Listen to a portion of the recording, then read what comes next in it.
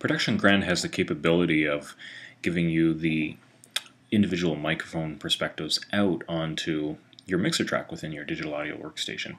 So what I've done is I've loaded up the vintage edition of the 16-bit edition of the Production Grand. I've turned on all the microphone perspectives, I've brought the volumes just below the unity gain, and then you can see down below that I have 4 stereo outputs that correspond to each of these. We'll show you in a moment the way to set this up. It gets rather complicated, but for most users you should be able to do it, no problem. So I have a piece over here. This is a classical piece. Let's see if I can play it. There. Now the beautiful thing about this is that it has all the microphone perspectives coming out. If we compare them right here, right on Logic's mixer itself, and I can solo any of these, mute them, and so on, and treat them exactly as their audio. So that's the head.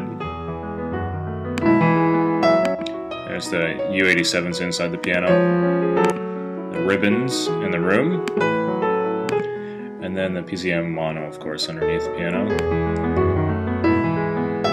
and just the balance between them. I'll bring these down so you can just hear the ribbon, which is the rooms, Coles, vintage Coles. Now let's bring in the head with it. Of course, I wouldn't necessarily solo all 4, right? There you go. You can do panning, of course. It sounds silly to do panning, but let's just do an example when you have all of these out onto an individual track, that you have the capability of processing them individually as well. So if you're going to use compression or EQ, this would be the opportunity to do it. Ribbon microphones take EQ so nicely, so let's just have a listen.